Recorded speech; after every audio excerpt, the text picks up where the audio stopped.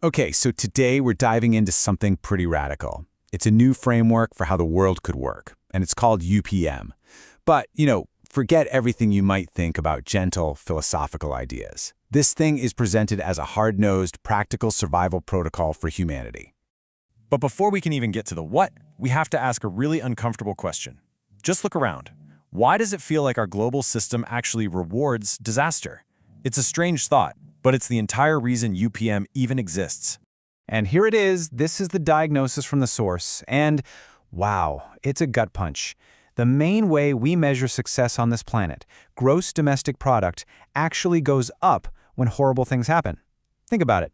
Rebuilding a city after a war, that's economic activity. Cleaning up an oil spill, activity. It's wild.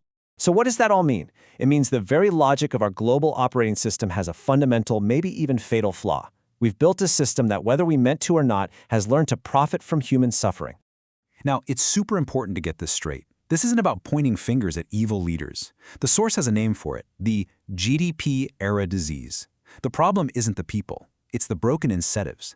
It's the code they're all running on, a system that quietly teaches them that catastrophe can actually look like progress on a spreadsheet. Okay, so if moral arguments just bounce right off of power, what's left? What actually gets through? Well, this quote right here is the pivot for the entire UPM framework. It's built on a cold, hard, pragmatic idea.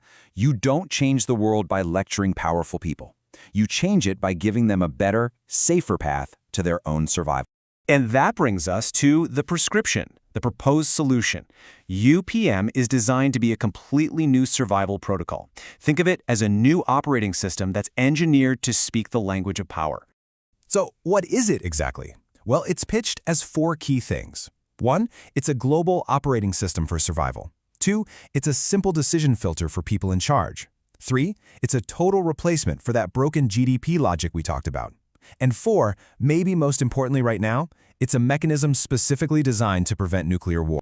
So how does this thing actually work? Well, it takes 3 concepts we all think we know: unity, peace, and meditation. And it strips them of all their soft, fuzzy baggage. It gives them sharp, practical, action-oriented definitions. Let's start with unity. Normally we think of it as this warm feeling, the whole we are all one idea. It's emotional.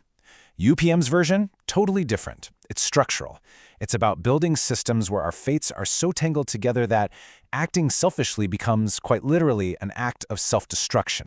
And here's the rule that makes it all work. It's the UPM unity principle, and it's a hard and fast law. If any nation takes an action to make itself safer, but it makes other nations less safe, that action is considered invalid, period. This gets enforced with things like shared risk pools and automatic economic penalties. It's unity by design, not just by hope. All right, next up, peace. We usually define peace as just the absence of war, right? That quiet time between conflicts. UPM says, nope, that's not good enough. UPM peace is an active system designed to remove the incentive to ever start a war in the first place. It makes war the dumbest possible choice on the menu. So how do you do that?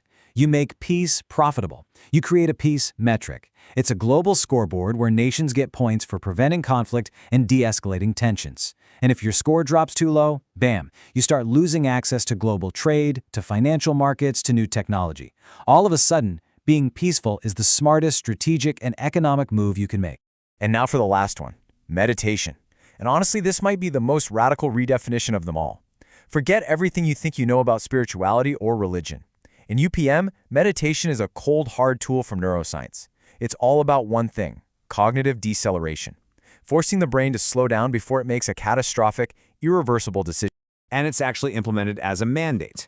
Before a leader can authorize something like a nuclear launch, they are required to go into a multi-hour pause. They have to get collective sign-off from their team, and they have to sit and watch an AI simulation of the horrific consequences of their choice. This isn't about finding nirvana. It's a cognitive circuit breaker. It's a fire alarm for the human brain. So if we're tossing out that old, broken logic of GDP, what do we replace it with? Well, here it is, the UPM index. This is the new global scoreboard, the new game, and it's designed to shift the entire focus of every nation from short-term money grabs to long-term survival of our species. And just look at what this new scoreboard actually measures. It's not about dollars and cents. It's about life preservation, things like preventable deaths. It's about harmony, like social trust and inequality, ecological stability, food and water security, and conscious governance, transparency, ethics. It actually measures the stuff that matters. And this is where it gets its teeth. This is the carrot and the stick. If you get a high score on the UPM index, you get real-world rewards, the carrots, cheaper loans, better trade deals, more respect and legitimacy on the world stage. But if your score is low, you get the sticks. You lose access to capital, you get diplomatically isolated, and your credibility just tanks. It hits nations right where they feel it, their wallet and their ego. Now, you might be thinking, okay, this sounds great, but it's a 100-year project. Nope.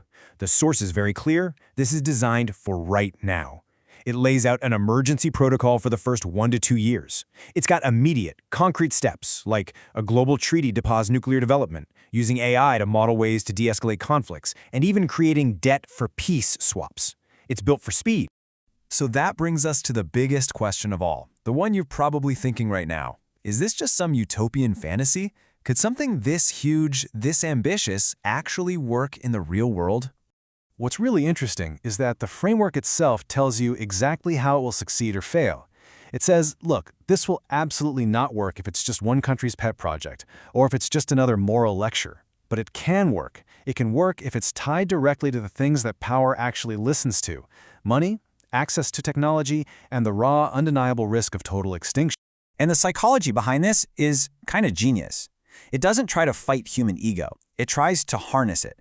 It completely redefines what it means to be a great leader. Suddenly, greatness isn't about how much land you can conquer. It's about how many catastrophes you can prevent. It offers leaders a new and, frankly, a much better way to be remembered forever. This quote really just gets to the heart of the matter, doesn't it? In our world, with our technology and our interconnected problems, choosing war isn't brave. It's not strong. It's a massive, tragic failure of imagination. It's an admission that you couldn't think of a better way. And in the end, it all comes down to this one final, stark reality.